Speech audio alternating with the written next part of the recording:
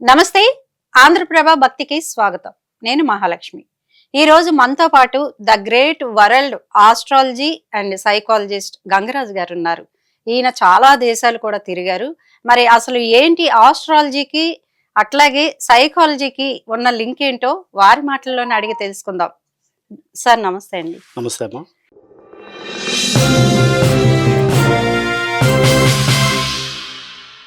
Sir ఇప్పుడు చూస్తే astrology అనేది వేరే సబ్జెక్టు, సైకాలజీ అనేది ఇంకొక సబ్జెక్టు. ఈ రెండింటిని మీరు లింక్ చేశారు. అసలు ఏంటి, మీరు ఎలా చేయగలుగుతున్నారు, దీని గురించి చెప్పండి మా ప్రేక్షకులకి. తప్పకుండా అమ్మా. అయితే ఆస్ట్రాలజీ సైకాలజీ అనేది రెండింటికి కూడా చాలా డీప్ కనెక్షన్ ఉంది. కాబట్టి దీనికంటే ముందుగా మనం ఏంటంటే కర్మ సిద్ధాంతం, మనం ఏంటంటే హిందువులు ప్రతి ఒక్కరు కూడా కర్మ సిద్ధాంతం పునర్జన్మ సిద్ధాంతాన్ని నమ్ముతారు. ఇప్పుడు ఏంటంటే మనకి కర్మ సిద్ధాంతం అనేది కర్మ అనేది 3 రకాలుగా ఉంటుందమ్మా. కర్మ అనేది ఏంటంటే సంచిత కర్మలు, ఆగామి కర్మలు, ప్రారంధ కర్మ, 3 కర్మలుగా డివైడ్ అయి ఉంటుంది. ఇప్పుడు ఈ సంచిత కర్మ అంటే ఎన్నో జన్మల నుంచి చేసుకున్నటువంటి పుణ్య పాపాలు, పాప పుణ్యాలు కూడా ఒక కొండలాగా ఒక రాశిలాగా ఉంటాయి. వాటిని మనం సంచిత కర్మ అంటే మనం ఈ జన్మలో ఏదైతే మన బ్రహ్మ మనకి విధిలిఖిత ప్రకారంగా మనకి ఇచ్చేటటువంటి ఆ పోర్షన్ని ఆ సంచిత కర్మలోంచి మనకి తీసి ప్రారంధ కర్మ రూపంలో ఒక బ్లూ ప్రింట్ అనుకోండి, ఒక బ్లూ ప్రింట్ లాగా మనకి మనిషి పుట్టే ముందు మనకు పుట్టే ముందు ఏంటంటే అది ఆ బ్లూ ప్రింట్ తో పాటు మనం పుడతాం. అంటే బ్రహ్మరాశిని రాత అంటారు. బ్రహ్మరాశిని రాత అనుకోండి. బ్రహ్మరాశిని రాత అనేది మనకి ప్రారంధ కర్మ ఒక కొద్దిగా పోర్షన్ తీసుకొని మనం పుడతాం. ఆ ప్రారంధ కర్మ అనేది ఏంటంటే మనం కొంతమంది ఏమంటారంటే ఇది డెస్టినీ అంటారు. తర్వాత కొంతమంది ఏంటంటే అంతా డిసైడ్ అయిపోయింది అంటారు. అంతా డిసైడెడ్, ఇది లైఫ్ డిసైడెడ్, ఇది ప్రారంధ క్రమ ప్రకారంగా మనం ఈ జన్మ ఎత్తాం కాబట్టి అది డిసైడెడ్ గా ఉంటుంది, లైఫ్ గడపాల్సిందే అంటారు. కానీ ఇక్కడ ఏంటంటే ప్రారంధ కర్మ ఏవెందో మనం ప్రారంధ కర్మను తీసుకొని పుట్టినప్పటికీ ఆ ప్రారంధ కర్మ అనేది 2 రకాలుగా డివైడ్ ఉంటుంది. ఆ ప్రారంధ కర్మ ఒకటి వచ్చి అనివార్య కర్మలు అంటే అబ్సల్యూట్ కర్మ, ఇంకోటి వచ్చేసి నివారణ కర్మలు, కండిషనల్ కర్మ. నివారణ కర్మలు అంటే కండిషనల్ కర్మ అంటే ఇప్పుడు ఈ ప్రారంభ కర్మలోనే మనం కొంత పోర్షన్ తీసుకున్నప్పటికీ కొన్ని సొల్యూషన్ అంటే ఇప్పుడు మనం ఒక ఫైన్ తో వెళ్ళే కర్మలు, దానికంటే ముందు అనివార్య కర్మల గురించి ఎక్స్ప్లెయిన్ చేస్తే అవి ఏంటంటే అనివార్య కర్మలు అనేవి మనం మార్చలేము. ఇప్పుడు కొంతమంది పుట్టుకతోనే గుడ్డి వాళ్ళుగా పుడతారు పిల్లలు, కొంతమంది కాళ్ళు లేకుండా పుడతారు, కొంతమంది మధ్య వయసు వచ్చిన తర్వాత కళ్ళు బాగొట్టుకుంటారు, కొంతమంది మధ్య వయసు వచ్చిన తర్వాత కాళ్ళు బాగొట్టుకుంటారు యాక్సిడెంట్లలో. అవి అనివార్య కర్మలు, అబ్సల్యూట్ కర్మ, అది ఖచ్చితంగా జరిగే తీరుతుంది. దాంట్లో ఎటువంటి దాన్ని మనం మార్చలేము, కానీ దాని తీవ్రతను తగ్గించుకోవచ్చు. దాని తీవ్రతను అది ఏ విధంగా అనేది నేను తర్వాత చెప్తాను. దాని తీవ్రతని even though that is absolute karma, మనం దాని తీవ్రతని కొన్ని పరిష్కారాల ద్వారా దాన్ని తగ్గించుకోవచ్చు. ఇక నివారణ కర్మలు అంటే తప్పకుండా దానికి మనం ఖచ్చితంగా భగవంతుడు చెప్పాడు, మీరు ఈ పూజ చేసుకోండి, లేకపోతే ఈ హోమం చేసుకోండి, లేకపోతే ఈ యజ్ఞం చేసుకోండి, దేవుడిని ఆరాధించండి, ఈ వ్రతం చేయండి, ఇది చేసుకొని దీంట్లోంచి బయటపడండి అనేది అది ఆ భగవంతుడే మనకి ఇచ్చాడు. ఎందుకంటే మొత్తం ఆల్రెడీ అంతా డిసైడెడ్ అయితే ఇక మందే ఉంది. ఖచ్చితంగా ఈ ప్రారంధ కర్మ ఈ నివారణ కర్మలు ఏంటంటే మనం ఒక ఫైన్ తోని ఒక చిన్న పూజతోని పునస్కారంతో మనం దాంట్లోంచి బయటపడచ్చు. ఇవి అయితే మీరు ఇప్పుడు చెప్పినట్టుగా అనివార్య కర్మ గురించి మనం మాట్లాడుకుందాం. అట్లాగే నివారణ ఎట్లా చేయగలుగుతారు అంటే సైకాలజీ ప్రకారం చేయగలుగుతారా లేకపోతే ఆస్ట్రాలజీ ప్రకారం అంటే ఇప్పుడు ఓకే మనం అడిగింది బాగుంది. కాకపోతే ఏంటంటే దానికంటే ముందు ఏంటంటే ఈ ప్రారంధ కర్మలో మనం ప్రారంభ కర్మని ఒక పోర్షన్ ఒక బ్లూ ప్రింట్ లాగా తీసుకొని వస్తా ఉన్నాం కదా, దాంట్లో ఏంటంటే ఆస్ట్రాలజీ అనేది మెయిన్ ఇంపార్టెంట్. ఆస్ట్రాలజీ అనేది మనకి బ్లూ ప్రింట్ అనేది జాతక చక్రంలోనే మనకి నిర్ణయించబడి ఉంటుంది. అసలు జ్యోతిష శాస్త్రం అంటేనే జ్యోతి అంటేనే వెలుగు, అంతే కదమ్మా. జ్యోతి అంటేనే వెలుగు. ఇప్పుడు మనకి వెలుగును చూపే శాస్త్రం, ఒక మనిషి జీవితానికి ఒక వెలుగు చూపేది. అంటే ఇప్పుడు ఒక టార్చ్ లైట్ అనుకున్నారనుకోండి, టార్చ్ లైట్ అనేది మన చీకట్లో ఉన్న మనిషికి ఏది ఎక్కడ ఉందని చూపిస్తుంది. అట్లాగా ఈ జాతక చక్రం, ఈ జ్యోతిష్యం అనేది ఏంటంటే మనిషి జీవితంలో ఏ గ్రహాలు ఎక్కడ ఉన్నాయి, ఏ విధంగా ఉన్నాయి, మనిషి జీవితం ఎప్పుడు ఏ మలుపు తిరుగుతుంది. ఇప్పుడు వర్షం వస్తుందంటే మనం గొడుగు పట్టుకుని మన జీవితంలో ఏ విధంగా ఉంటుందని మనకు తెలిస్తే కదా మనం ముందే జాగ్రత్త పడతాం. రాబోయే కష్టకాలం ఉందా, మంచి కాలం ఉందా, ఒకవేళ కష్టకాలం ఉందనుకోండి, 1 సంవత్సరం 2 సంవత్సరాలు ఇబ్బంది ఉందనుకోండి, ఆ ఇబ్బంది ప్రకారంగా మనం ముందే జాగ్రత్త పడతాం. ఇప్పుడు ఏంటంటే ఇవాళ రేపు కొంతమందికి కొన్ని విషయాలు జరిగినప్పుడు ప్రమేయం లేకుండా జరిగే విషయాలు ఉంటాయి. అవి అబ్సల్యూట్ కర్మాస్, అవును. అవి మన ప్రమేయం ఉండదు, ఉమ్. అవి జరుగుతాయి. అవి జరిగినప్పుడు ఏంటంటే మనం అయోమయం పడిపోతాం, ఏమిటి ఇట్లా అవుతుంది, నాకు ఎందుకు అవుతుంది అని చెప్పి.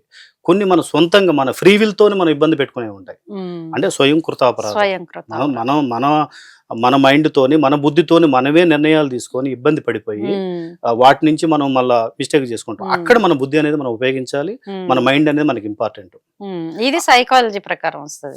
అది సైకాలజీ ప్రకారంగా వస్తుంది. ఇప్పుడు ఏంటంటే ఇప్పుడు మనం ప్రారబ్ధ కర్మలో అనివార్య కర్మలను తీవ్రతను తగ్గించుకుంటూ నివార్య కర్మలను తొలగించుకుంటూ అక్కడ మనం మన విధిలో వచ్చినటువంటి ఇబ్బందులు, విధి ప్రకారంగా డెస్టినీ ప్రకారంగా వచ్చే ఇబ్బందుల్ని మనం తొలగించుకుంటానికి, మనం తీవ్రతను తగ్గించుకుంటానికి చేస్తాం. తర్వాత అక్కడ మనం ఒక సమస్య వచ్చినప్పుడు రియాక్ట్ కావాలా, రెస్పాండ్ కావాలా. రియాక్ట్ అయితే మళ్ళీ ఇంకో కొత్త సమస్యను సృష్టించుకుంటాం.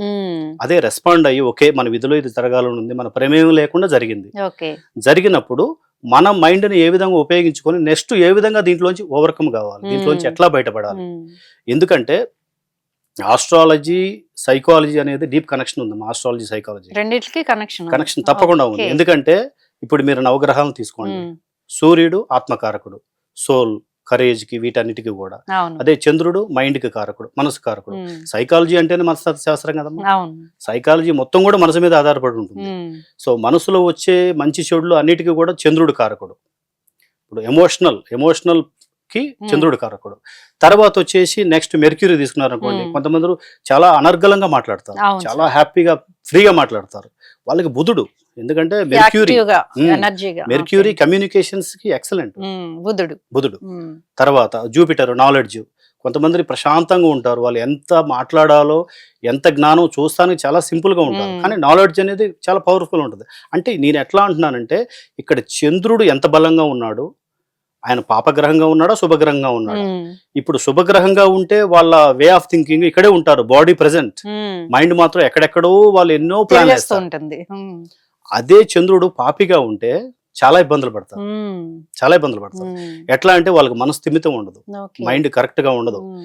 ఎందుకు చెప్తున్నానంటే మేడం, ఇప్పుడు బాడీ మైండ్ అనేది మనం తీసుకున్నప్పుడు మైండ్ స్ట్రాంగ్ గా ఉంటేనే బాడీ మనకి సహకరిస్తుంది.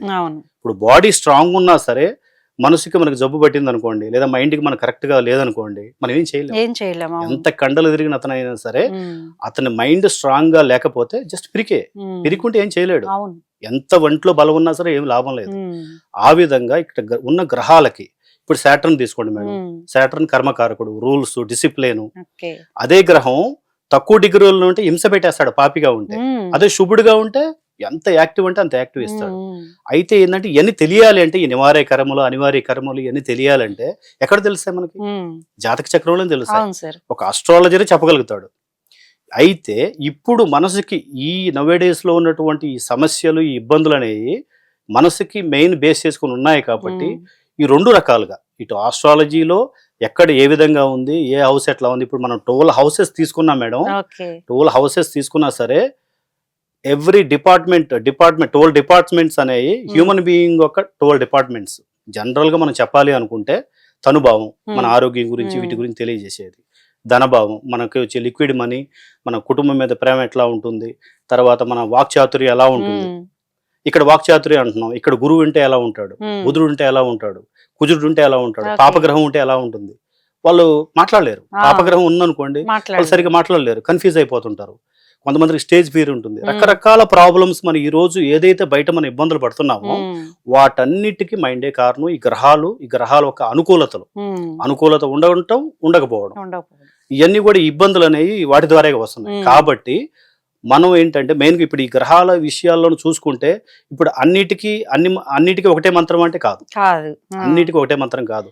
అక్కడ పరిశీలించాలి, అక్కడ గ్రహాలు ఏ సిచ్యువేషన్ లో ఉన్నాయి, ఏ హౌస్ లో ఉన్నాయి, స్థితిగతులను బట్టి ఏ హౌస్ లో ఉన్నాయి, ఎన్ని డిగ్రీల్లో ఉన్నాయి, అవి పాపగ్రహమా శుభగ్రహమా, తర్వాత వచ్చేసి ఆ ఇంటెన్సిటీ ఎంత ఉంది. ఇప్పుడు కొంతమందికి ఏంటంటే మేడం, ఇప్పుడు ఒకళ్ళు గవర్నమెంట్ జాబ్కో లేకపోతే ఏదన్నా ఒక విషయాన్ని గవర్నమెంట్ జాబ్కో విదేశీ దానికో ట్రై చేస్తుంటారు, విదేశీయానానికి. వాళ్ళకి కొంతమంది ఎగ్జామ్స్ రాస్తుంటారు, పెద్ద పెద్ద సివిల్స్ అని రాస్తుంటారు. కొంతమందికి ఏంటంటే ఆ గ్రహ ప్రభావాన్ని బట్టి వాళ్ళు 4 సార్లు ప్రయత్నం చేస్తే వచ్చే వాళ్ళు ఉంటారు, సింగిల్ అటెంప్ట్ లో వచ్చే వాళ్ళు ఉంటారు. కొంతమంది 6-7 సార్లు కూడా చేసినాడు రాని వాళ్ళు కూడా ఉంటారు. అది గ్రహించాలి, ఎందుకంటే ఇక్కడ టైం చాలా వేస్ట్ అయిపోతుంది. ఇప్పుడు అక్కడ అది గ్రహించి ఒక అస్ట్రాలజరు, ఒక సైకాలజిస్టు వీటి 2 రకాలుగా ఇప్పుడు ఏంటంటే సపోజ్ నీకు ఒక్కసారి 2 సార్లలో నువ్వు అటెంప్ట్ క్లియర్ చేయగలుగుతావు. చేసేటప్పుడు నీకు అది తెలిసిందనుకోండి నువ్వు చాలా ఎఫర్ట్స్ పెట్టగలుగుతావు. ఇప్పుడు ఎందుకంటే మేడం మైండ్ అనేది ఇప్పుడు ఈ కలియుగంలో శత్రువులు ఎక్కడో లేరు, రాక్షసులు అనేది ప్రతి ఒక్క యుగంలో కూడా కృతయుగంలో బయటే ఉన్నారు, త్రేతాయుగంలో బయటే ఉన్నారు, ద్వాపర యుగంలో కూడా బయటే ఉన్నారు రాక్షసులు. కలియుగంలో మాత్రం మన మైండ్ లోనే ఉన్నారు రాక్షసులు. మన మైండే ప్రతి ఒక్కళ్ళు కూడా. ఇప్పుడు కొంతమంది అంటుంటారు మేడం మనిషికి నచ్చినట్టుగా చేయండి, మీకు ఇష్టం వచ్చినట్టు మీకు అనిపించింది మీరు చేయండి. మన మనసు వేరే, మన మైండ్ వేరే, మనం వేరే. మనకు భగవంతుడు బుద్ధి ఇచ్చాడు. బుద్ధి అనేది ఎప్పుడూ కూడా మంచి చెయ్యి, ఇట్లా ఉండు అట్లా ఉండు అని చెప్తుంది. మనసు ఎప్పుడూ కూడా పక్కదో పట్టియాలనే చూస్తుంది.